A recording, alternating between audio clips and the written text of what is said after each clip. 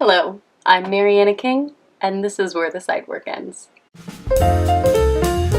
And we're back with the Great British Baking Show, today exploring Mary Berry's Bakewell Tart. It's a luscious, impressive dessert that's featured as the technical challenge for Season 4, Episode 5 of the Great British Baking Show here in the States. You've got a buttery crust, a great look, sure to impress your friends. What's not to love? Let's get started. As with most things in the bake-off, this dish starts with jam. You need 200 grams of fresh raspberries and 250 grams of jam sugar. If you don't have jam sugar, just add a couple of teaspoons of pectin.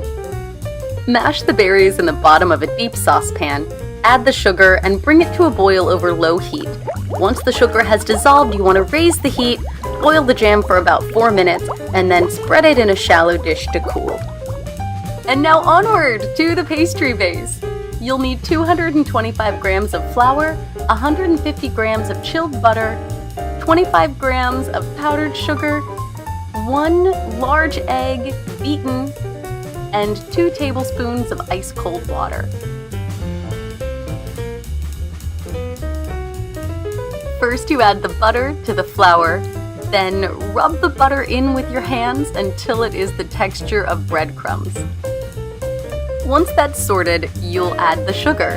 Mary's recipe says to stir the sugar in with a round-bladed knife, and not being one to question a commander of the Order of the British Empire, I went with it. It worked fine. Now you make a well in the flour mixture, add the egg and the ice water, and mix it until it forms a soft dough.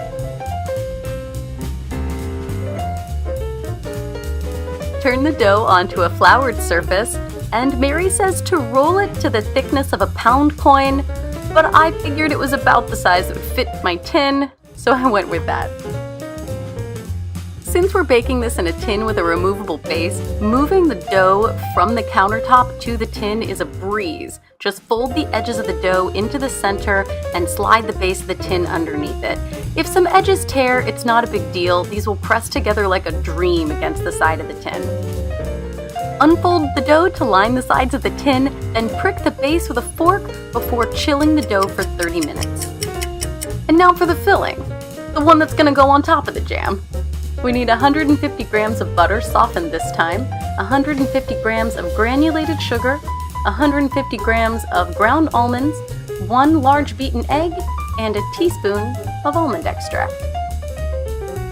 Combine the sugar and the butter, and you'll cream these together until they are pale and fluffy.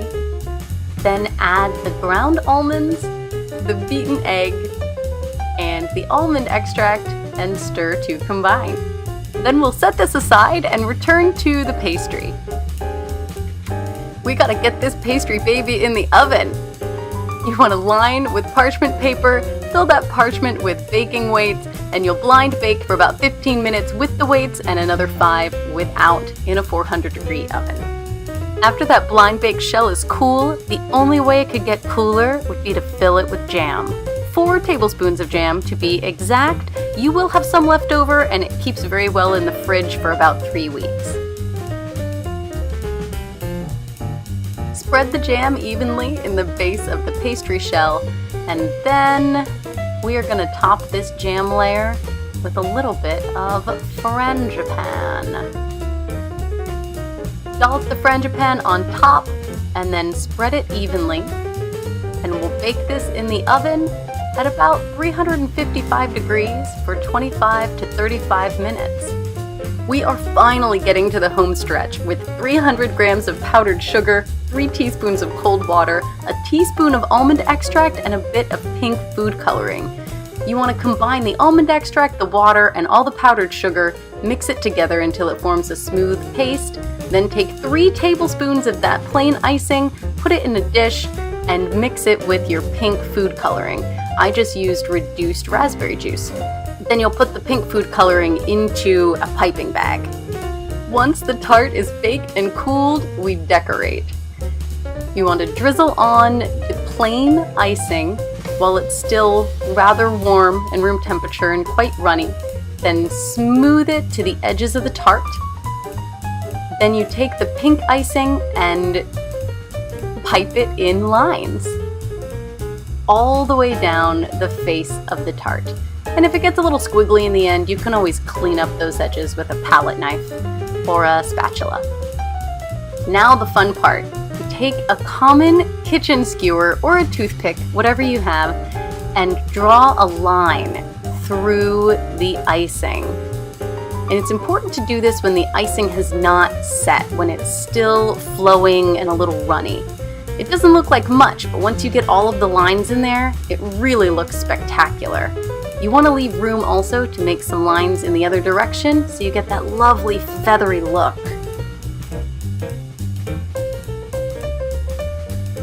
This quintessential British tart was made for tea because it is very sweet.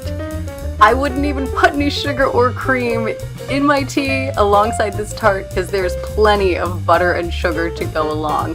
But it would be so impressive as a centerpiece for a baby shower or a bridal shower or just a Tuesday luncheon. And when I can get the icing off the roof of my mouth, I will see you again soon where the side work ends.